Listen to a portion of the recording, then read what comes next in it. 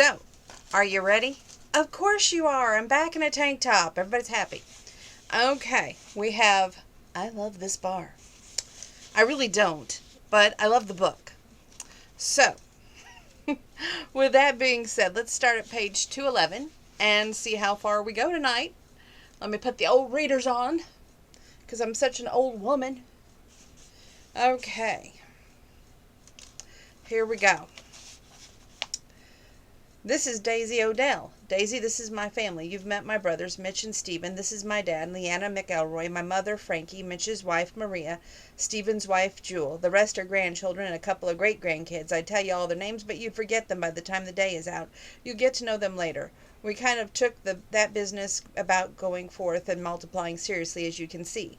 Jared was nervous. His voice was an octave higher, and he talked faster than normal.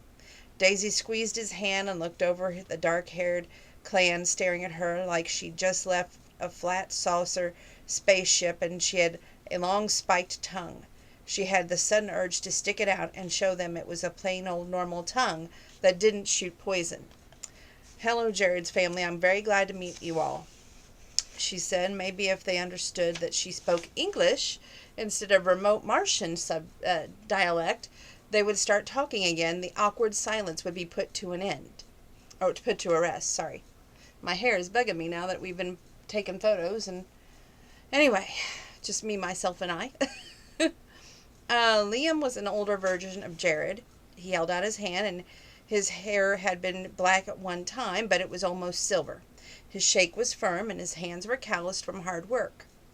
Pleased to meet you, Daisy, he said. Frankie stepped forward next, and she was tall, slim, gray, just beginning to salt her jet black hair. She had dark brown eyes and high cheekbones. Jared has told us how Emmett got it into his head that you were married and that you played along with it. We're grateful to you. It probably made his last days a lot happier. Thank you, Daisy said. You are a rancher too? Jewel asked. No, ma'am. I own and operate a beer joint up near Mingus. It's called the Honky Tonk, Daisy said, and the room went even quieter. It was as if a pigeon feather hit the wood floor with enough noise the Homeland Security would have thought it was a bomb and raised the terrorist alert to orange. Frankie's body language changed from her smile, and it had faded. Her back stiffened, and she quickly scanned Daisy from toes to hairdo. Honky Tonk, a dark-haired man said from the side of the room. I saw a sign that when we were driving here. It's over there by the smokestack place where we ate, isn't it? Just on top of the road a little bit, Daisy said. You really own that place? Frankie asked coolly. Daisy nodded and tried to tug her hand free from Jared's, but he held on to it tightly. I own the place and tin bar there every night from 8 to 2 in the morning with the help of Tinker, my bouncer. Last week I hired my cousin to help and out, of course, so I pretend to be Jared's wife. The dark-haired fellow across the room. I'm Garrett McElroy. You got pool tables? Daisy nodded. I'll be moving down here to manage the Double M when everything is settled. Maybe I'll stop by your honky tonk. I'll throw in the first mason jar of beer for free after you show Tinker your ID, she said. I'm 23, he said. Good, then Tinker won't have a problem. Jared squeezed her hand. She didn't know if he appreciated her offer to give his nephew a free beer or if he wanted her to be quiet. He had a choice. He could say thank you for the free beer or whistle Dixie out his fanny if he wanted her to be quiet because it wasn't happening. Daisy is also a vet tech, he stated. Before he could say anything more, the preacher stuck his head inside and said, when the music starts, I'll ask the congregation to stand, and you come in from the side door to sit in the reverse pews. If you'll line up, it would make things easier. I'm going to strangle you, Daisy whispered. Naked, he whispered back. Her neck got hot and her cheeks started to flush, but she got control of it. By damn, she was tired of Jared McElroy making her blush. She vowed she would get even with him, and he would not like it. Liam took Frankie's hand and led the way when the pianist began to play a slow version of Amazing Grace. Matt and Maria followed, with Stephen and Jewel coming in next. That was 2:12, 2:13. Here's 2:14. Jared and Daisy went into the sanctuary after them. The grandchildren and great-grandchildren filed in after that. The preacher said a short prayer before he read the eulogy. Emmett Mitchell McElroy was born June 6, 1921, married Mavis, the love of his life, July 3, 1943. They were ranchers and made their home between Morgan Mill and Huckabee their whole married life. They had no children, but they leave behind.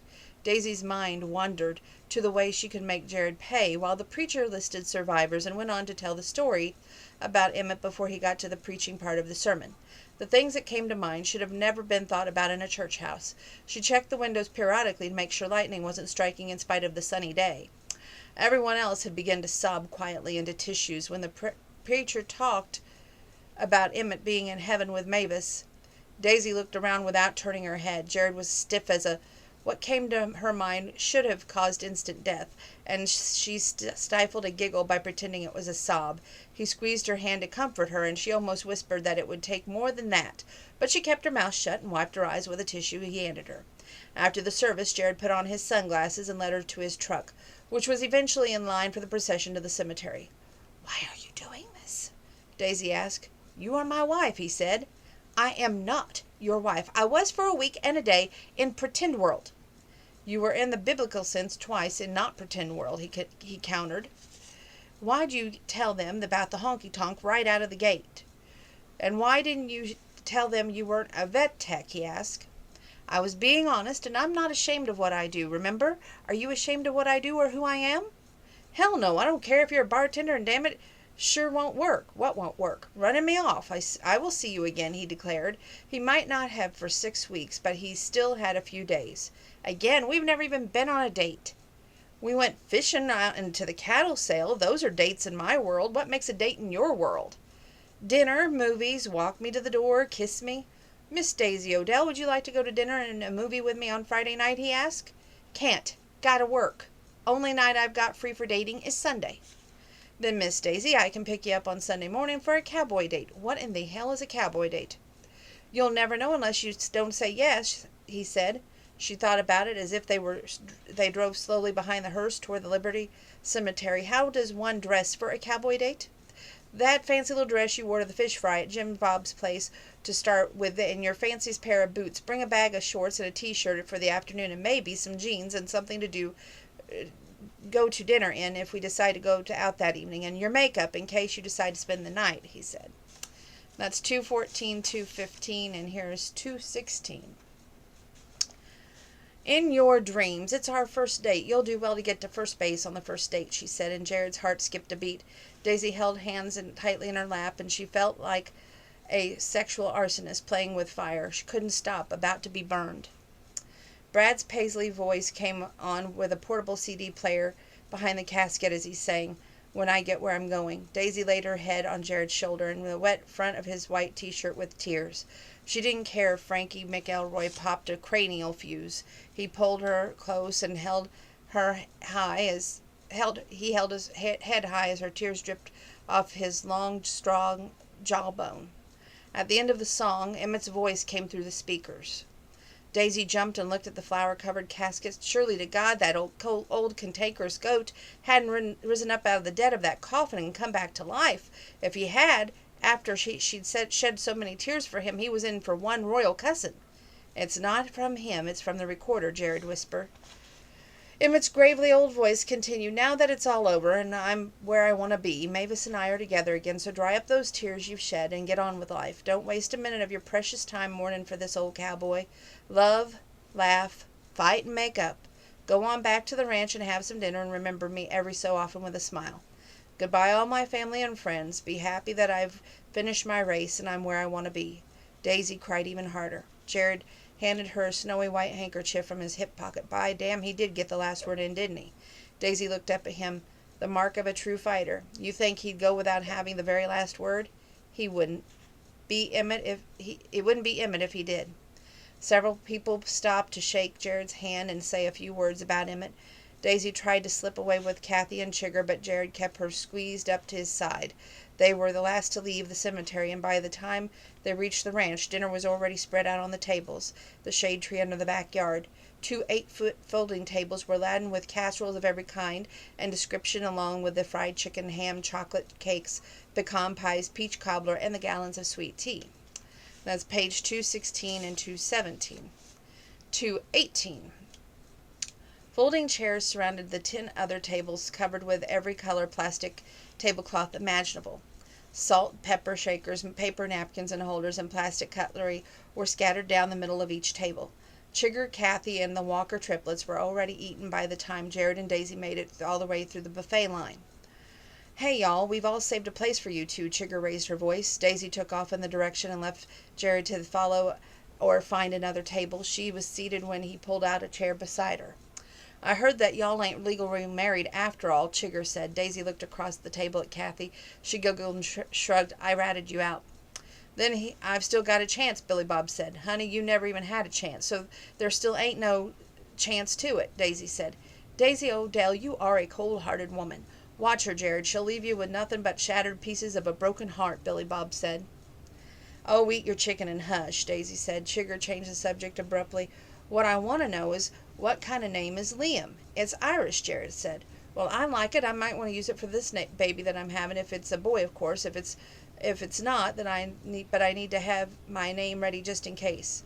Liam sat down beside his son. "I'm full-blooded Irish, and I'd be honored if you gave your baby my name. My grandfather came over from the old country, spoke with a heavy accent until he died.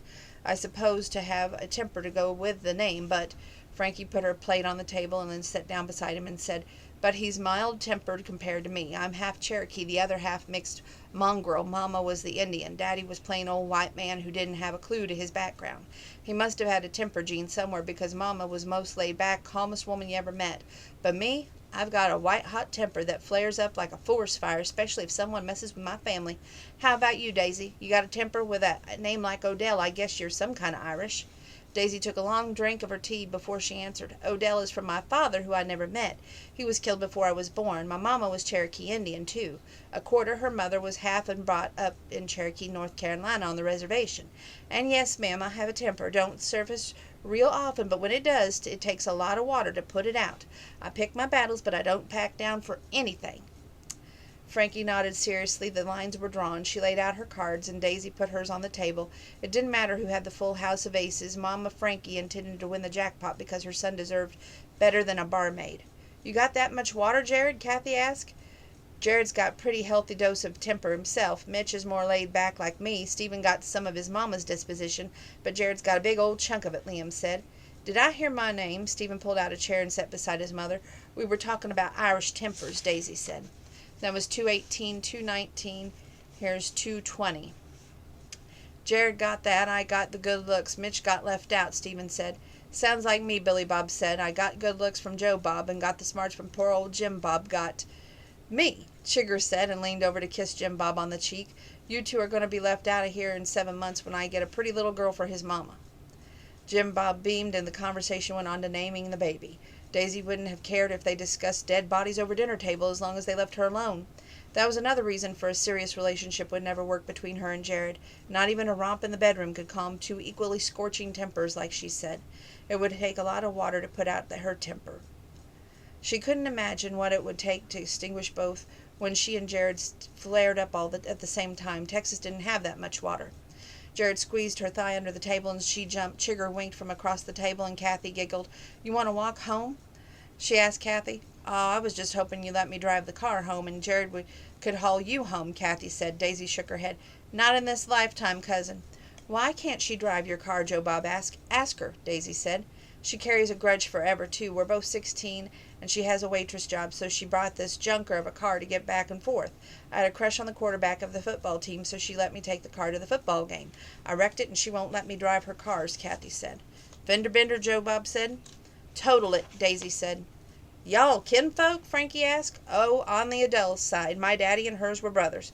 We're the only children that was left of that side of the family," Kathy said. "And what do you do for a living? Are you a rancher?" Jewel asked. "No, ma'am, I'm a bartender. I work at the honky tonk for Daisy. It's a good beer joint. Got a big, old, burly bouncer named Tinker, and he keeps things on the up and up. The folks around Mingus know that Daisy don't put up with no crap. Pardon my language, and if it offends anyone's delicate ears, me and Daisy, we just call it the way we see 'em. I've worked in worse places, let me tell you, so has Daisy," she said. "I see," Frankie said coldly. Daisy reached under the table and squeezed Jared's leg. He gave her a little start and smiled at her. "Something I can do for you?" he whispered. "You're in big trouble," she said out of the corner of her mouth. "Probably, but it's worth it," he said. Jewel leaned around Stephen and said, "Hey, Daisy, did he tell you that he already bought 3 engagement rings so you could have one of the choice if Uncle Emmett would have ever noticed you weren't wearing rings?" Jewel had red hair cut in a short bob, green eyes, and enough freckles to give her makeup hell. She might have weighed 110, but that was with rocks in her pockets. I heard he's been engaged 3 times. Daisy's tone was icy dismal before she looked across the table. That is page 220, 221. Here's 222 and 223. Kathy, did you tell Tinker that we've been back in time to open up that night? Jared's face was steady and in anger. Just thought you'd like to know that he's a 3-time loser, Jewel said. Daisy leaned forward and smiled at Jewel. Diamonds don't mean squat to me, darling. I want a man's heart, not his damned old ring. She couldn't believe she was taking up for Jared. She told Emmett that he could take care of himself, and at first, the rattle out of the bucket, she was fighting his battles. Maybe Emmett had been right when he said every man needed a good woman. Touché, Daisy. Well said. You ought to know that since he's spoiled, though. You ever hear that song by Blake Shelton, The Baby? Maria asked. It's on my new jukebox, she said. That's Jared. He came along when the other 2 McElroy boys were half grown. Mama Frankie was tired, so she spoiled him rotten and protects him like a mountain lion with a cub, Jewel said. Rest assured, Jewel, Jared and I are not planning a wedding, Daisy said bluntly.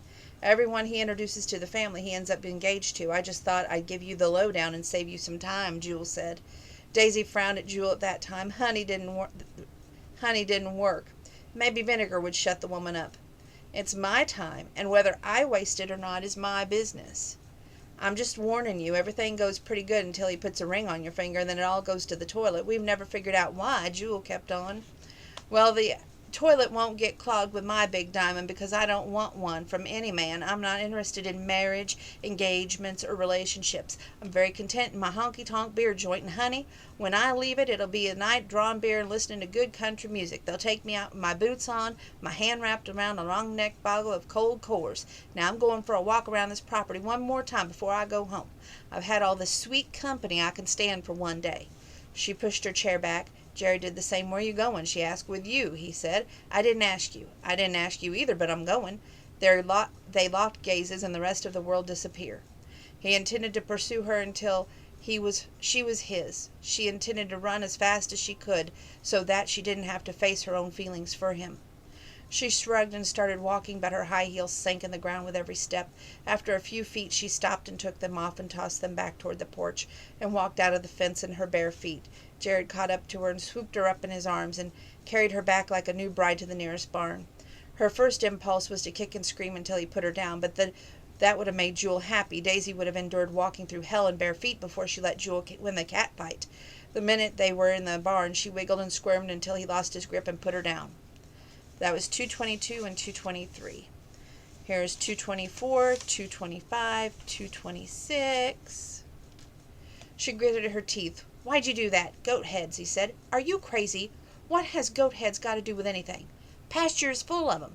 He tilted back her chin and claimed her lips with a burning kiss. She clung to him as his bones and his legs dissolved. She wanted more and was angry at herself for the lack of control. She didn't believe in love at first sight. It was for something that happened in fairy tales, not real life.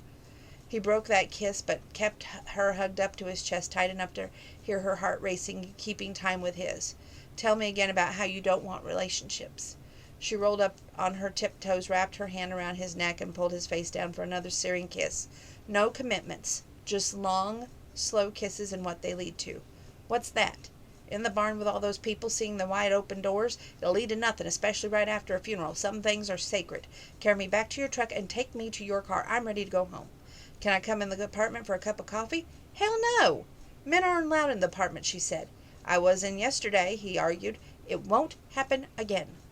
Then walk, he said. You son of a gun. She said. Dad might get riled up if you call his wife that. See you later, Daisy, and don't forget we got a cowboy date on Sunday. He left her standing and whistled a tune by Lone Star all the way back to the yard. She sat down on a hay bale and drew her bare feet up underneath when she saw a mouse skitter across the barn floor. It's a good thing she didn't have a shotgun, or Jared would be having a close-up and personal visit with Uncle Emmett. He stopped at the table, said a few words to Kathy, then stopped to speak to some people at another table before he disappeared around the back corner of the house. Daisy bit her lower lip. Walking across the pasture of burrs would be torture, and it would be impossible to get the boots on for work that night. Sitting where she was all afternoon in the sweltering heat of the barn would cause dehydration. It was a lose-lose situation. Kathy waved toward the barn. Chigger and Jim Bob did the same, and they made their way to Jim Bob's truck, and Daisy motioned for them to come and rescue her. Jim Bob backed the truck out and parking place and drove the opposite direction from the barn. Daisy couldn't take her eyes from the tailgate of the big dual-tired truck as she watched her rescue disappear. Kathy was going to be calling a taxi to take her back to the Dallas to catch a bus to Mena when Daisy got home that evening. Another movement caught her attention, and a white truck appeared out of the dusk coming toward the barn. "My knight in shining damn armor, Billy Bob.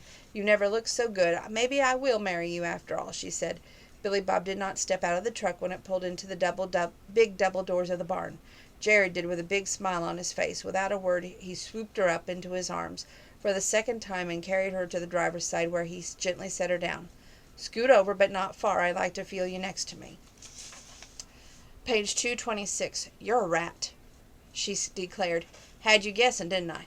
"Hell no. I was about to yell for Billy Bob. He wouldn't let me walk across a field of sticklers," she said. "That's alfalfa in that pasture, Daisy. That's not a stickler or a goat head in it." "Are you sure you are a vet tech?" he said. "I'm a vet tech, all right, but I'm not a rancher. I don't know alfalfa from green beans." "Want to learn?" He cocked his head to one side. "More than you'll ever know," she thought. Page 227, 228, 229, 230, 231, 232, 233, 234, 35, 36, and 37, 8, 9, and 40. Ah. Jared couldn't keep his eyes off Daisy or his mind off the ceremony. She was beautiful. She was smart. She was funny. She was so many things that he couldn't begin to list them all, and he wanted to be a part of every single bit of her life from that day forward until death did them part, and not Emmett's death either. Daisy looked around. Chigger had and locked gazes with him. One eye slowly dropped, and a slow smile curved his mouth upward. Her heart quickened and her pulse raced. She was calmed by making a mental list of what liquors were getting low at the honky tonk, how many bags of pretzels were in the storage room, whether or not old record of George Jones singing "I Always Get Lucky With You" should be replaced on the jukebox this week. Now why in the devil did I think of that song right now? I should be listening to vows, not playing a song about getting lucky. What is wrong with me? And right now they're at the wedding of Chigger and Jim Bob. She tried, she really did, but Joan's song about getting lucky kept running through her mind. Would she get lucky with Jared, or would she never hear from him again when he moved back to Oklahoma? Did she even want to hear from him, or would he make a clean break and that be the best thing? She jumped like she stuck her finger in a light socket when the judge pronounced Jim Bob and Chigger man and wife. She watched Jim Bob wrap Chigger protectively up in his arms and for the wedding kiss, and she stepped back and waited for the embrace. Chigger until the Walkers and the Jared had their turn. "Be happy," Daisy said when she finally hugged Chigger. "I am happy, and you could be too. Jared had your panties on fire for weeks. Do something about it before he's gone forever," she whispered. "Chigger!" Daisy exclaimed. Chigger giggled. "Truth is truth. Wrap it up in chocolate or cow poop. It's still the truth." Jim Bob claimed her again with another kiss. "I can't believe it, but she's really my wife. You take care of her," Daisy said. "You got my word on that. But we got to get going if we're going to make it to the airport on time," he said. "Everyone come outside. Thelma Walker said y'all wait right here for a few minutes, then come on out. There might be many of us, but we there might not be many of us, but we can give you a send-off." They trooped out the door and the courthouse steps across the lawns to the curb where Jim Bob had parked his truck. Thelma handed out each a handful of bird seed and a white balloon, "Just married," written in pink letters and streamers. "Throw the seed and we'll let the balloons go as soon as they are in the truck," she said. Jim Bob stopped on the steps and removed a blue garter from Chigger's leg. Billy Bob shouted for a few feet away to throw it toward him, but Chigger wrapped it up around the stem of the bouquet. "That's not tradition," Billy Bob said, "and I need that thing or else Daisy ain't never going to marry me." "That garter won't make a bit of difference," Daisy said.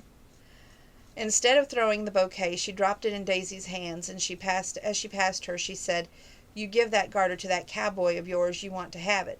The bouquet is yours, and you are next." Jim Bob picked Chigger up as if she was a piece of fine china and set her inside of the cab of his truck. Daisy tried to shove the bouquet back through the window, but Chigger just laughed and refused to take it. "Give it to me." Jared picked it out of Daisy's hand. He unwrapped the garter and slipped it on his left arm and handed the roses back to Daisy. "But what if I wanted Joe Bob to have it?" she asked. He popped the elastic out with the forefinger of his right hand. You want one of the remaining Walker triplets to have it, and then take it off and give it to him. That was 228, 229. Here's 230. Hell, Daisy, I don't want that thing. If you can't play pool good enough to beat me, if Billy Bob wants it, give it to him, Joe Bob said. Billy Bob kicked at the dirt and in mock embarrassment. Aw, shucks, I don't need that thing to woo Miss Daisy.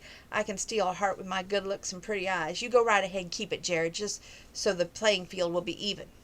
Thank you both, Jared beamed. Y'all be careful now and call us the minute you get settled in, Thelma said. Mama, them kids ain't going to be interested in talking to you when they get there. Y'all call us if you need anything. We'll see you in a few days, Harlan Walker said.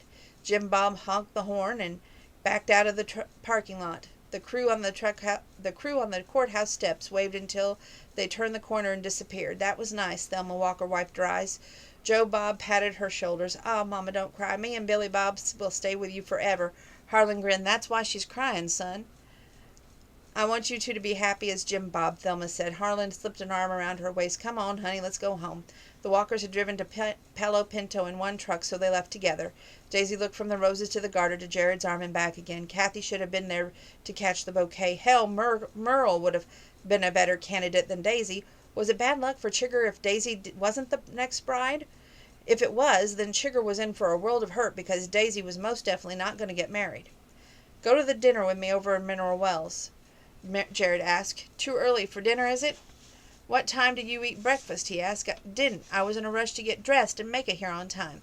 Then it's not too early. By the time we get there, it'll be past 11 anyway. Most of the restaurants start serving lunch at that time. My car will be fine, sitting right where it is. Might have some drool marks on it by the time I get back.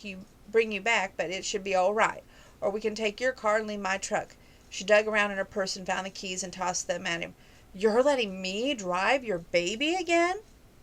Don't put a scratch on her or you'll never sit in that seat again. Yes, ma'am. They listened to country music from Palo Pinto to Mineral Wells.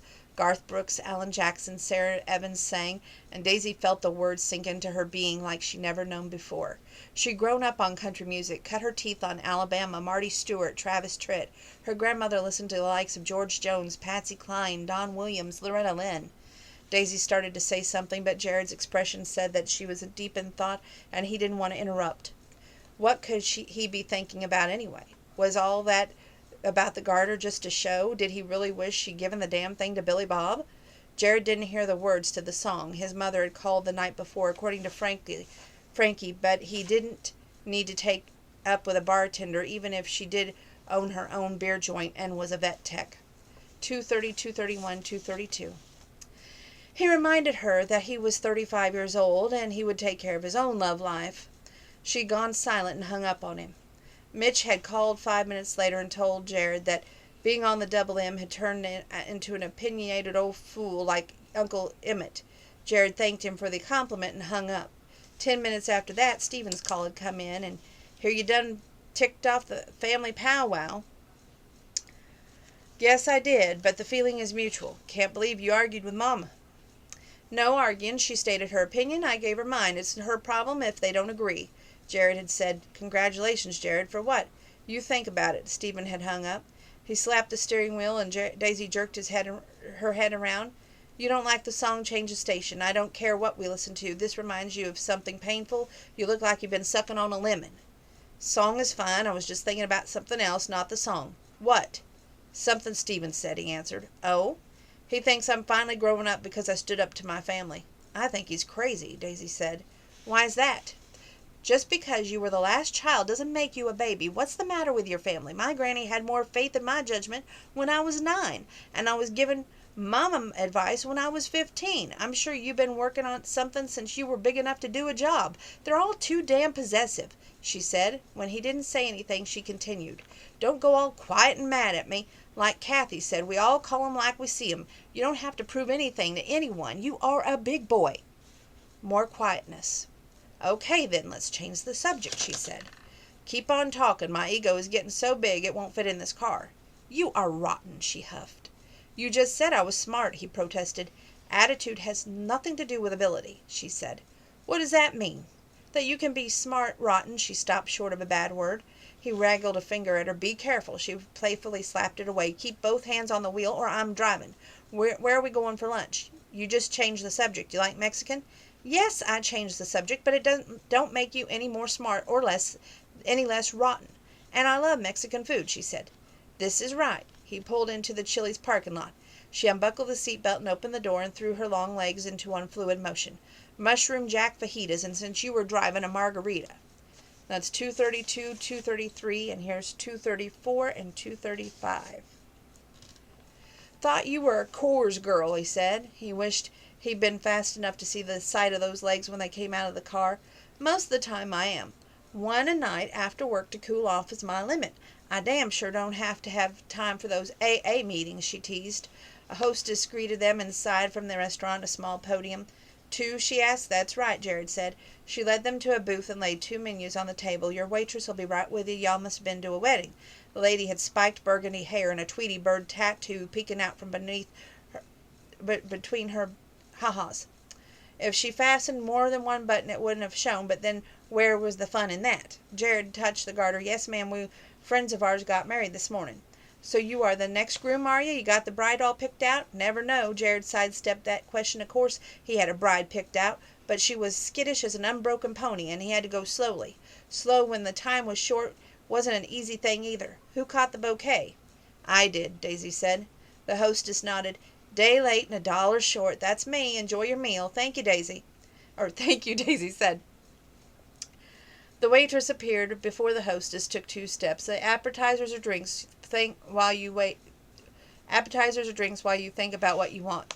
Iced tea for me, a Grand Paton margarita for the lady. Endless chips and salsa while we study the menu, please, Jared said.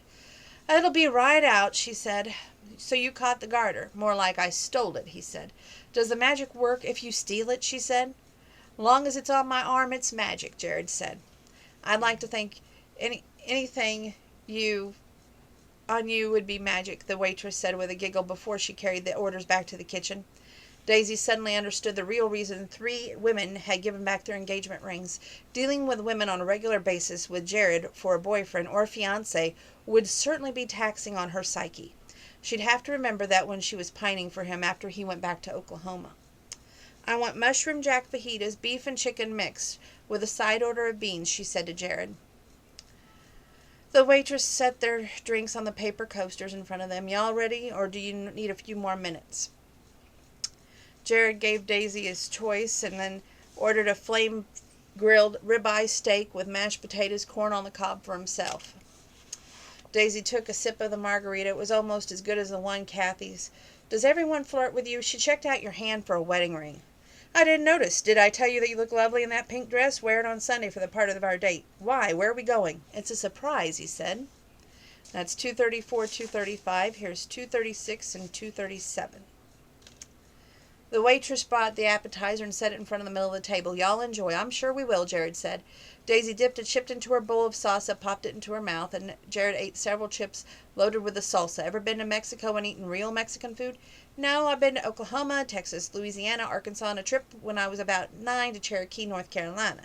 She ate more chips and I had another gulp of margarita.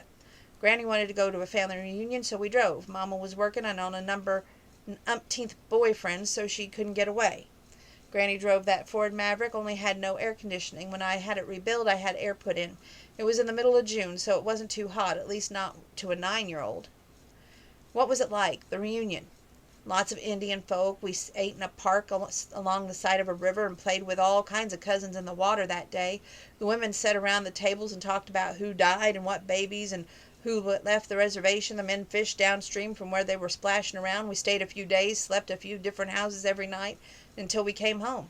No stomp dances? That's for the tourists. You ever been on a reservation? Every year we went up to Ralston for the Blackwolf family reunion. It was about the same thing you just said. We played with the cousins when we were boys. The women talk, the men fish or drink beer and laugh until stunts were pulled, and then we all got old enough to drive. We ran around the small towns in that area, talked about cars, girls, before the youngsters were marrying off. There was a brand new crop of little Indian babies at the reunions. Haven't been to one in a few years, so I don't know whether or not they're still as big as they used to be. The waitress brought their lunch and refilled Jared's tea and glanced toward Daisy's margarita. She didn't flirt, Jared whispered. Daisy leaned forward and whispered back, "You lost your chance when you didn't flirt back with her the first time. Now she's got a little tattooed fellow in the corner booth who's probably going to get lucky later this afternoon." Jared cut his steak. "Win some, lose some. Am I going to get lucky this afternoon?" "I don't think so, cowboy," Daisy said. "Not unless you play up the hostess who seated us. You might want to go see of the rest of that Tweety bird if you wink at her." "You wouldn't be jealous?" he asked. "Of course I'd be jealous. I'm supposed to be the next bride." "For real, Daisy, would you be jealous with me and with another woman?" She thought about it. Hell yes, she would, but what good would that do to her? Finally she nodded, and honestly, he grinned. "Me too." "I don't intend to make a play for another woman," she said. "You know exactly what I'm talking about," he said. "Dessert?" the waitress asked. "I'd have to put it in my pocket. Daisy, you want something? I can vouch for their cheesecake," Jared said. She shook her head. 236, 237, here's 238, 239. "Then I'll leave this, and you can take care of it when you're ready." She placed a small folder with a bill inside on the edge of the table. "Where's my half?" Daisy asked. "My treat." Jared quickly shoved several bills into the folder. "Does that make this a date?" "Only if I get a kiss at the end of it." "Then it's not a date," she said. She'd just eaten half a plate of grilled onions, and she couldn't imagine anyone wanting to kiss her with that kind of breath. Halfway back to Palomento, she asked, "So have you been to Mexico?" He nodded. "Where's the prettiest place you've ever been?" "Home in Oklahoma, and right behind that is Montana. I went up there for a big cattle sale last fall, bought a bull, and it's Angus." She smiled. "Who went with you?" "No one, Daisy. It's been 3 years since the last woman I was involved with broke our engagement. It's not like I was emerged emerged engaged 3 times in 6 months. The first time I was 22 and right out of college. The second time I was 27. The third time I was 32. She was employed by the university in Stillwater, got a job opportunity in New York. She wanted me to give up ranching and move there. Can't you just see that?" With his looks, Texas drawl, he could charm the hair off a frog's butt, anywhere in the world. Those cute little business type in high heels and cute little suits wouldn't have the snowball's chance in hell against his sex appeal, but he would have been a miserable out without his ranch life. "So your family trusted you with your bank account to buy a bull, but they don't trust you in matters of the heart?" "It wasn't their bank account, it was mine, and the bull is mine, but I did buy a few head of stock for them while I was there," he said. "And?" He nosed her car beside his truck across the street from the courthouse. The distance from the Palo Pinto to Mineral Wells was more than 20 miles, but the time had gone so fast he wanted to turn around and go back so that he and Daisy could talk more. "And it doesn't matter what they think when it comes to matters of the heart. Here we are. Margarita's settled enough for you to drive home, or do I need to follow you?" "Honey, I might have some Indian blood that don't hold liquor worth a damn, but the other half is Irish. I could drink you under the table any day of the week if push came to shove," she said. They got out and started around the front of the Maverick. He headed toward his pickup, and when she was on the driver's side, when they passed, he grabbed her around the waist and twirled her around to face him. His gaze locked with hers and shut his eyes. As he leaned in for the kiss, she rolled up on her toes to make it easier. He tasted onions and the after effects of the tequila mixed together, and the combination was a heady for the kiss. He ran his tongue over her lower lip to get one more sample before he moved his mouth around to her neck and inhaled that sweet aroma of her hair. "I guess it's a date then, since I got a kiss. See you later." He sped off before she could collect her bearings enough to get into her car. 238, 239, 240. When her vision cleared, she could see something other than his sexy face and gray eyes. She noticed 2 elderly ladies were sitting on a bench in front of the bank 5 feet from her. "You letting that get away?" one asked. "Not for long," Daisy answered. "I wouldn't have let him go for a minute if I was your age, especially with times being like they are today. In my time, a woman couldn't kiss a man like that on the main street unless they were loose-legged. I always kind of got jealous of those loose-legged ones. Wasn't you, Ruth?" Ruth had a lilac with her kinked all over her head and sprinkled wrinkles upon wrinkles, but her blue eyes sparkled when she said, "God, yes, I was jealous. We were both 50 years too soon, Annabelle. We'd been hellcats more in that time. Why, you remember that time when—" "Bye now," Daisy said, and she left them to reminisce about that time when they'd been a little naughty. She drove back to the honky tonk wishing she could be a hell of a lot more naughty without a guilty conscience afterwards. Let's see. I'm going to try to get us to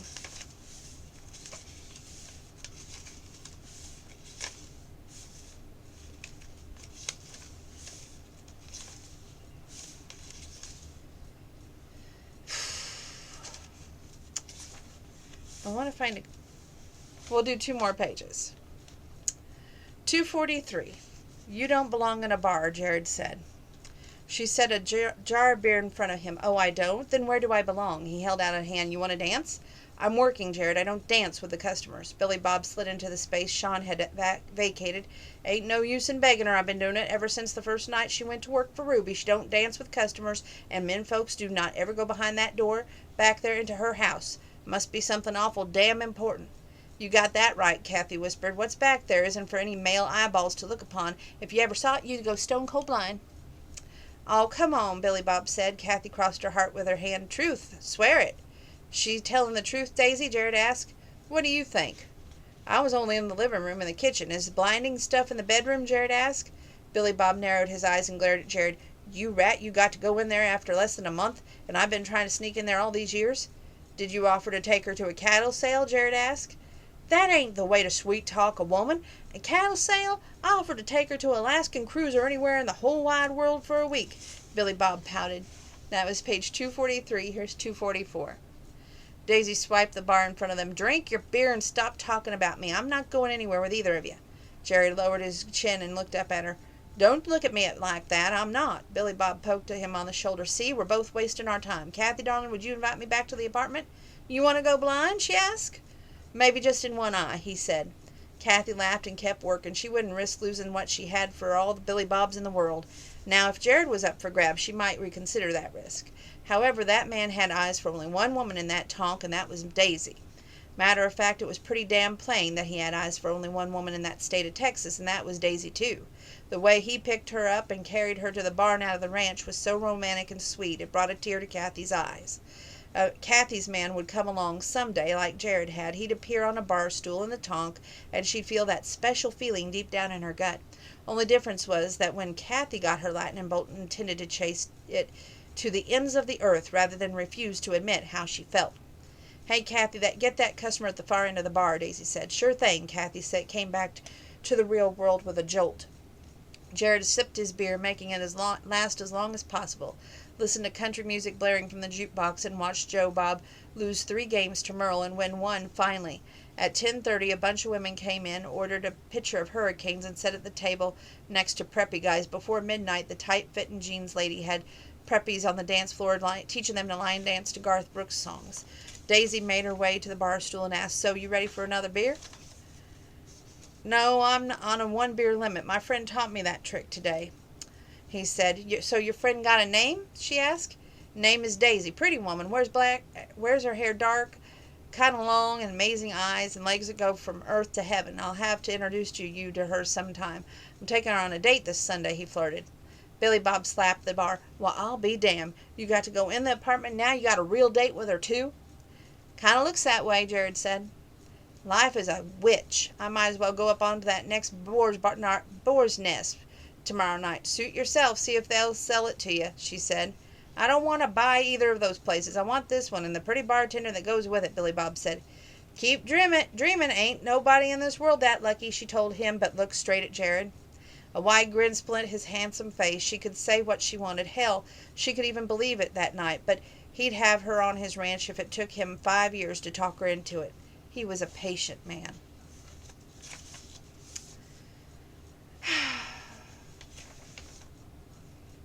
I like how he's pursuing her. I like how he doesn't give up. Now that he knows the real her and knows that she's not just a bartender, that she's a vet tech, it's kind of lit a fire under him. And he's like, it's not so much what she does. He's accepted who she is. And that she's actually a good-hearted woman. And that he can see that now. I feel that that's on the vibe the author's wanting us to feel. Okay, I'm trying to see where I started to mark this page.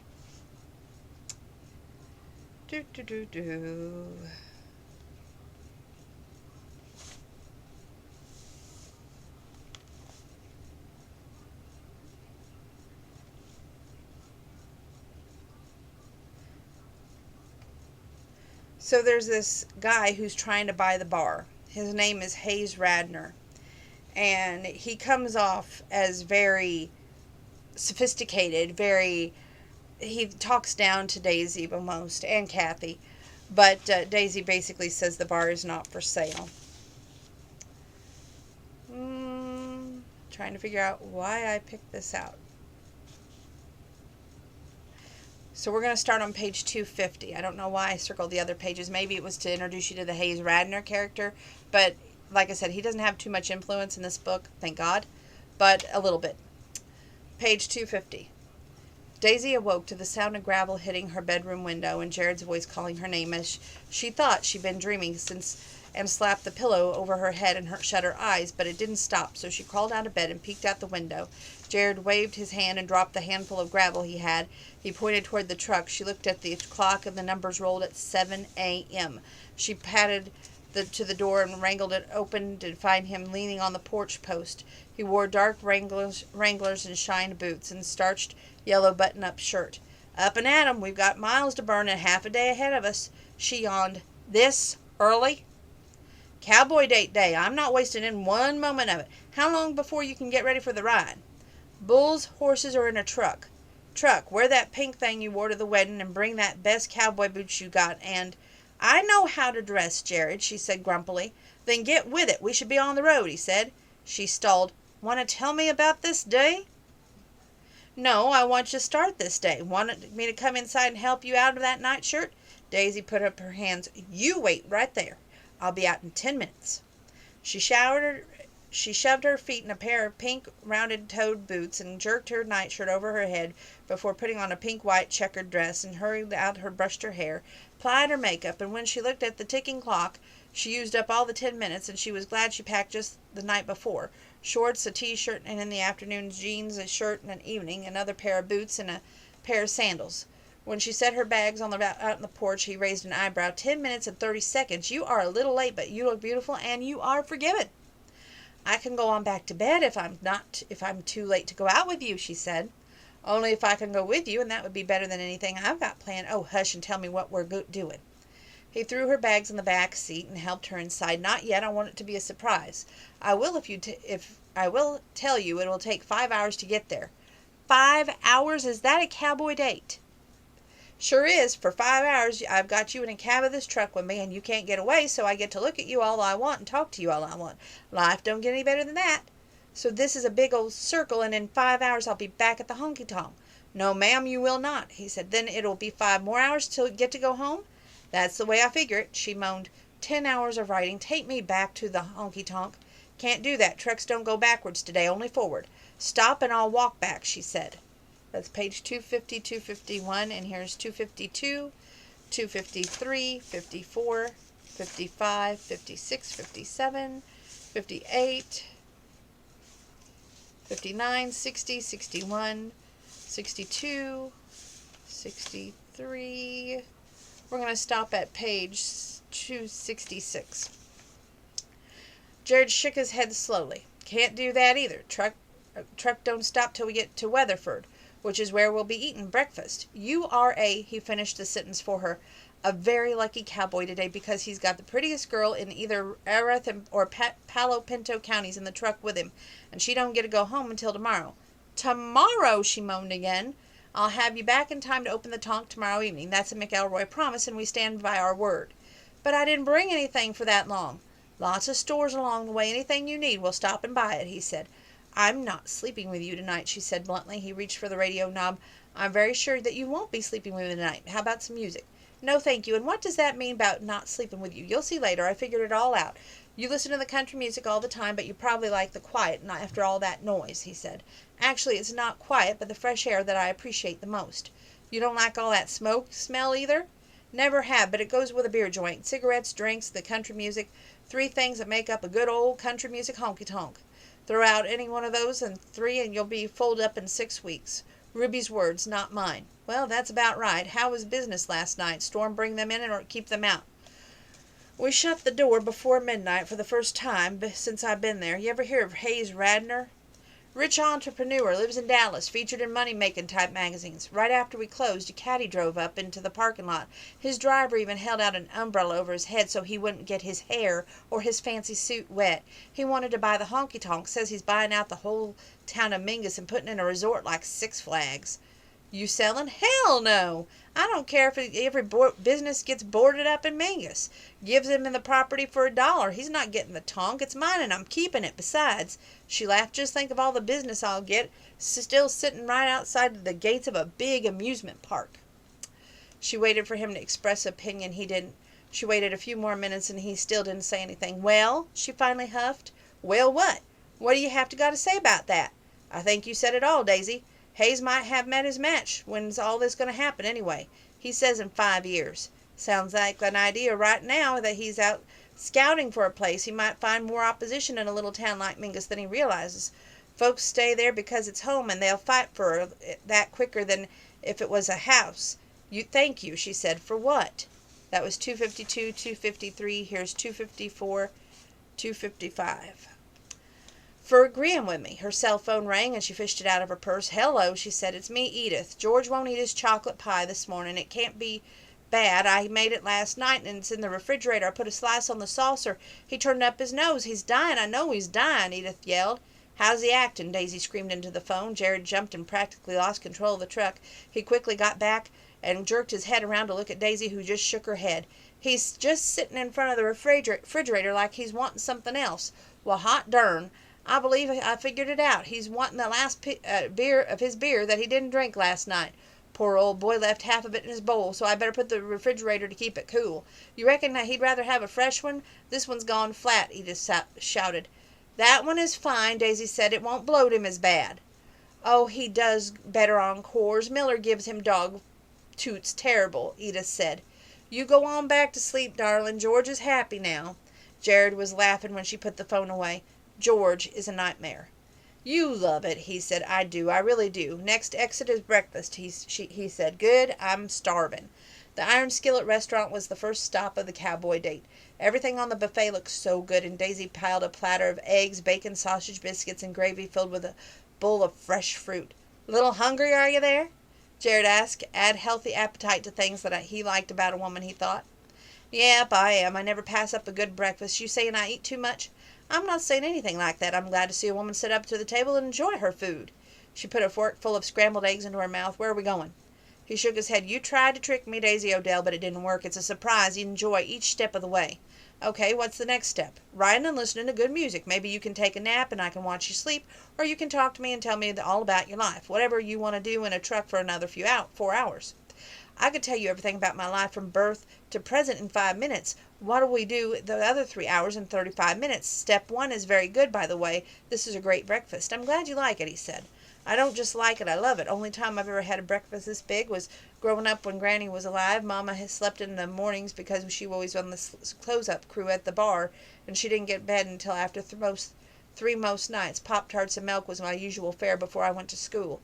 And that's about 1 minute of my life story, so you get 4 more on the trip. I'll bet there's more than 4 minutes, but since I got you up so early, you can take a nap before you tell me the rest of the story, he offered. That was 254 and 255. She took him up on his offer and fell asleep 5 minutes after they left the restaurant. He looked at her, all he wanted, just like he said. Dark eyelashes fanned out across her high cheekbones, and her eyes did rapid movement thing, causing him to wonder what she was dreaming about. Was it him? Or was it that old boyfriend she mentioned? Or maybe she was fighting with Hayes Radnor about selling that honky tonk. Part of him wanted to know about how Daisy felt about him. Was the difference in him and Billy Bob Walker simply that he had boom with Daisy and Billy Bob hadn't? Or did she have feelings for him? Could she learn to care? The other part feared knowing because he didn't want to lose her. The third part reminded him that he could lose her and what they probably never had. Jared argued with every little annoying voice. Emmett knew what it was he was talking about when he said, you were my Mavis. Those were his last words, he mumbled under his breath. Daisy was dreaming about her grandmother. They were in the kitchen making cookies, and she heard a deep voice in the distance say something about Mavis. 1 second she was in the dream, the next she was wide awake. What time is it? Good morning to you, too. Surely she hadn't heard him talking out loud. If she knew what Emmett had said, she'd just bolt like a jackrabbit being chased by a whole pack of hungry coyotes. I could use a cup of coffee in a bathroom. Where are we? On I-35 headed north, he said. And she looked puzzled. Are we still in Texas? Crossed the Red River about an hour ago. We're between Ardmore and Paul's Valley right now. There's a service station up on exit 55 with an A and W inside it. We'll get coffees there. You slept a long time. Feel better? Better than what? Kathy's not the only grumpy one in the family when she first wakes up, is she? It's an Odell trait. Give me some coffee and I'll turn into a human. He nosed the truck into a space in the front of the service station. She stretched when she was outside, putting her hands above her head, wiggling the kinks out of her neck. Hey, look, Jared, there's one of those Indian casinos across the street. Treasure Valley's sign says, let's go drop $20 into the slots and win $1 million. Can't today, have to make it to the next stop on time, but I promise if you want to gamble, we'll stop on the way back tomorrow. She touched her makeup up and the hair in the bathroom mirror. Jared waited outside the door with 2 cups of coffee, and they were back on the road in minutes. She sipped the coffee, watched the scenery speed past at 75 miles an hour. They passed the Pauls Valley exit and kept going north. Her mind began to run in circles. Where on earth were they going? The sign for exit 91 said that they were passing Purcell on the west side. In a few minutes they went through the Norman home of Oklahoma University and the OU Sooners. Mercy, they were going all the way to Kansas? 256, 257, here's 258, 259, 260. The busy hubbub of the city traffic faded behind them. When they left the Oklahoma City in Guthrie, he took the Highway 33 east Stillwater, and he began to get very nervous. They went in through the Langston Perkins, and the next sign they saw said Cushing was 10 miles ahead. Nervousness turned to panic. He pulled off on a gravel-lined road and drove off a couple miles, but then turned back down a left lane. At the end of the long lane slung a ranch house with dozens of trucks and cars parked in the pasture to the north. It reminded her of the vehicles parked at the Double M when Emmett died. Surely Liam or Frankie hadn't died, or they'd been a hell of a lot sadder. What is going on here, and where are we? She asked. Today is my parents' 50th wedding anniversary. In 15 minutes they're renewing their vows in the backyard. You are a dead man, she said slowly. Do I get to choose the method of death? She crossed her arms. Go on. I'll be right here. When it's over, you can take me to the nearest motel. You can either get out or I carry you out over my shoulder and your cute little underpants shining. She shot him a mean look and got out of the truck. You're going to pay.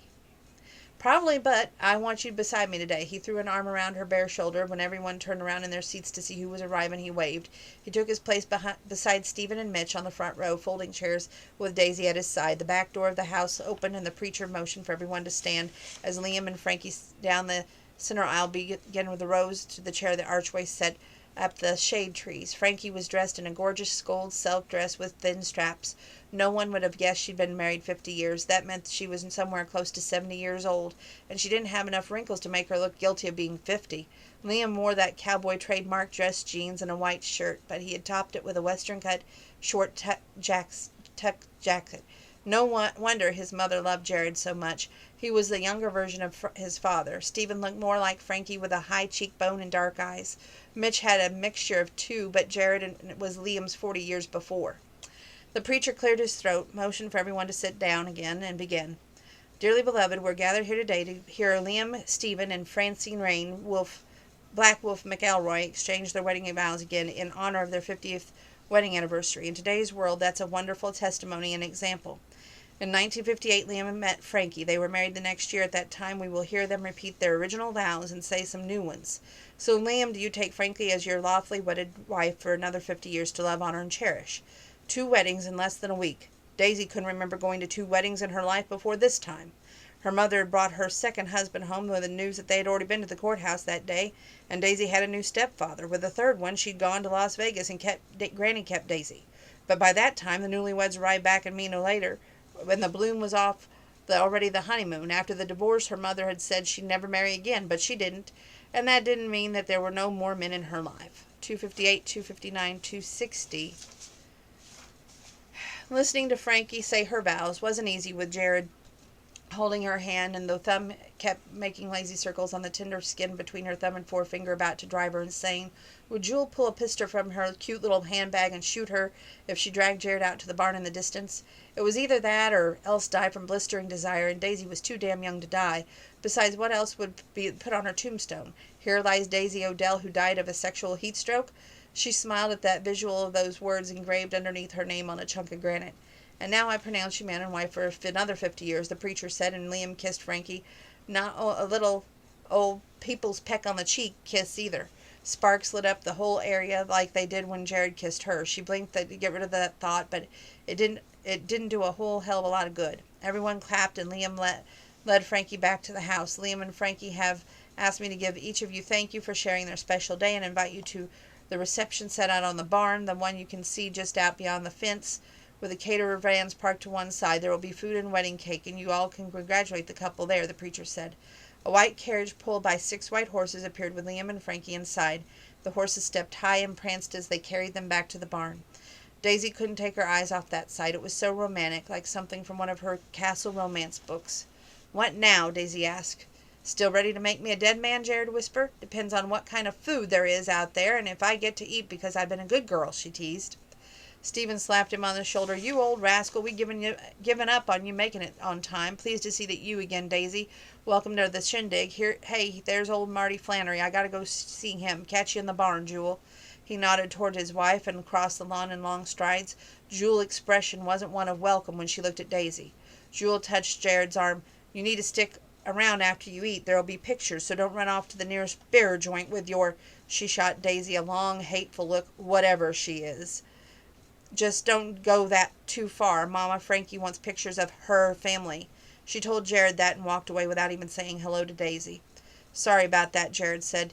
"You don't ever have to apologize for someone else's actions. And she didn't hurt my feelings. I'm a bartender, remember. If she wants a cat fight, I can deliver one, but not until after I eat. I'm hungry, and I just got offered good food," Daisy said. Jared bent down and brushed a kiss across her lips. "Want to skip the food and do something more fun?" "I wouldn't have the energy, and I'm hungry enough to eat a cow, horns, hooves, and all. So Jewel better make sure she's in line before me, or she can starve to death." Jared was stopped by so many people on the way to the barn that Daisy feared that there wouldn't be a chicken wing left for her. She introduced herself to half the state of Oklahoma in short distance between the house and the barn. They were all a blur, so remembering names was next to impossible. 260, 261, 262. "Sorry about that," Jared stated when they finally looked as though they were going to make it to the next barn without someone wanting to visit. "I told you not to apologize. I might not be hungry after all, with all these many bodies crammed into a hot barn," Daisy said. "Honey, we do things right up here. That's the sale barn. It's air-conditioned." "You're crapping me." "No, ma'am. Our cattle sale is in September. We wouldn't hold a high-dollar buyer very long if they had to sit in a hot barn." Cool air and the smell of a barbecue We'll start over. Cool air and the smell of a barbecue met her when Jared opened the door. White linen-covered tables were set up around the dance floor. Waiters in black slacks, white tuck shirts, and black bows ties took orders and carried food and drinks and back and forth. The whole scene was one of those fancy restaurants.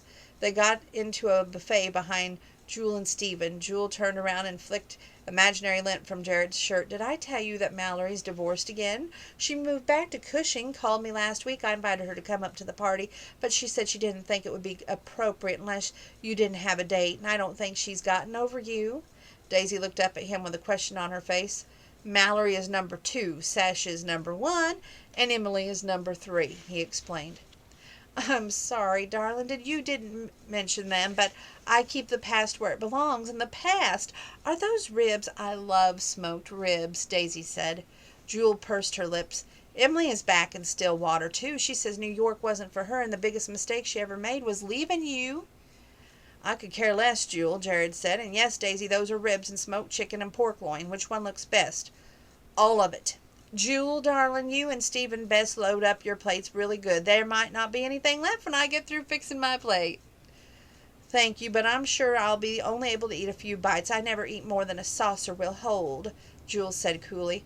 "Not me. I can eat a platter full and still go back for seconds, especially when the food smells this good," Daisy said. "Mama ought to love you. She's always fussing at Jewel to eat more," Stephen said.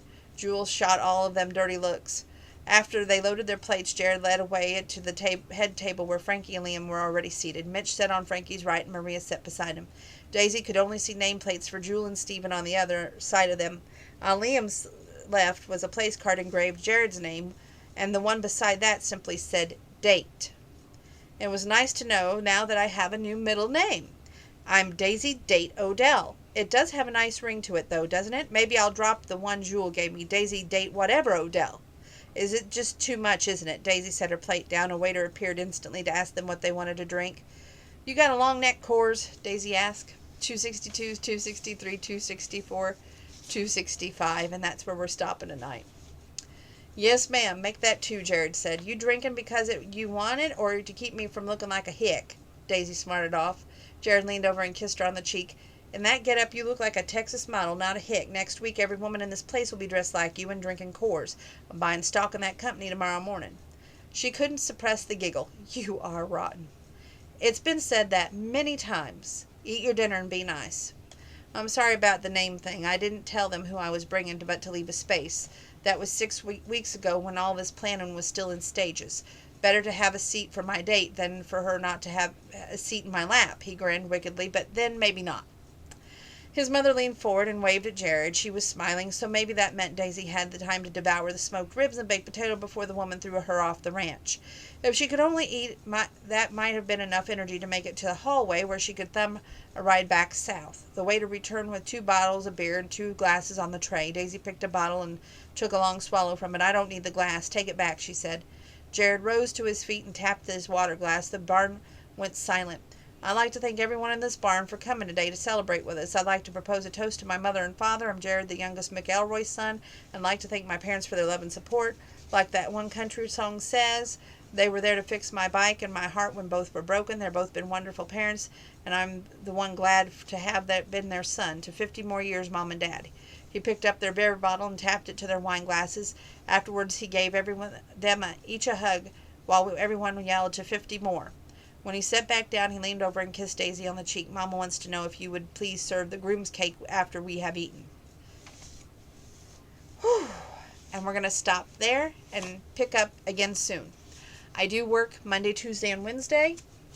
I am going to do my best to give you some costumes, fun, and excitement, just like we did tonight. I hope I caught y'all off guard. That was really nice. I hadn't been in that costume in over 2 years. I had saved it, and now I know why. So I have 2 in the wash, and I ain't saying what they are, but they have been in the basement. I have another one hanging up over there. Let's try to do these until Halloween. Okay, so there's my Halloween treat to you all. No trick. I will try my best to be back with you tomorrow night to do a How Was Your Bombshell and a little bit more of I Love This Bar, because we've got 2 more other books to finish, and hopefully the holiday version will come along soon. Love you all. Stay well. Wash your hands. Keep your social distance. If you can't wash your hands, make sure that you have your hand sanitizer, but always wear that mask and stay safe, stay well. Love all of you.